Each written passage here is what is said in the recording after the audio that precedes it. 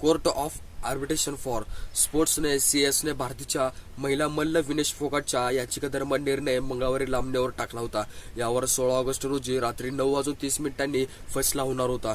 विनेशच्या याचिकेवर आधी ऑलिम्पिक संपण्याआधीच अर्थात 11 ऑगस्ट पूर्वी निर्णय होणार होता. नंतर जो 13 ऑगस्टला होईल असं जाहीर करण्यात आले गेले होते. मंगळवारी हा निर्णय लांबणीवर गेला. 100 ग्रॅम वजन अधिक असल्याचं कारण देत पॅरिस ऑलिम्पिकच्या 50 किलो वजनी गटाच्या फायनल खेळापासून विनेशला रोखले गेले होते. तिच्या अपात्रतेची कारवाई झाली. विनेशने या विरोधामध्ये सीएसकडे दाद देत मागितले गेले होते. युनायटेड वर्ल्ड रेसलिंग लीगच्या AWWच्या एका नियमातील एक चूक आणि विनेशला रौप्य मिळवून देणारे ठरू शकत होते. तसे न झाल्यामुळे तसेच संपूर्ण यंत्रणेवर प्रश्न आता उपस्थित केला जाऊ लागला होता. 29 वर्षाच्या विनेशच्या 7 ऑगस्ट रोजी सुवर्ण पदकांच्या लढतीमध्ये अमेरिकेची सारा हिल्टरबेंट विरुद्ध तिची खेळण्याची ताकद होती. परवानगी न नाकारल्यामुळे अंतिम फेरीमध्ये तिला 100 ग्रॅम वजनी गटामुळे त्याला बाद केले होते.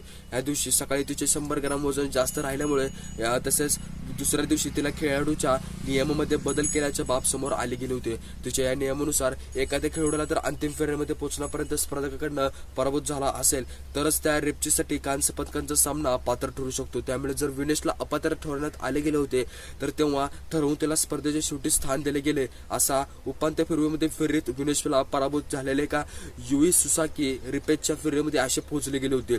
या शेवटी कांस्य जिंकले असतेच हा प्रश्न उपस्थित व्हायला होता.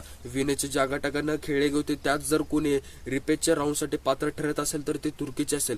इव्हन डेमिराहान असायला हवी होते. तिचा युनुस्लुम गावन मेहरा हा फेरीमध्ये पराभव केला होता. तर उपांत्य फेरीमध्ये विनेशकडनं 5-0 असा पराभव करून एक गुजमन अंतिम फेरीसाठी पात्र ठरले होते. कारण भारतीय कुस्तीपटू अपात्र ठरले होते. त्यामुळे सीएसकडे निश्चितपणे AW आणि W ला प्रश्न पडला गेला होता. अशा प्रकरणामध्ये दुसरा नियम कसा लागू लागला हाच प्रश्न विनेशला रौप्य पदक मिळवून देणारा ठरू शकत होता. पण असं सर्व गोष्टी घटत गेल्या होत्या. तुम्हाला व्हिडिओ कसा वाटला? व्हिडिओ आवडल्यास व्हिडिओ लाईक करायला अजिबात विसरू नका. भेटू अशा नवीन व्हिडिओमध्ये. तोपर्यंत बाय बाय.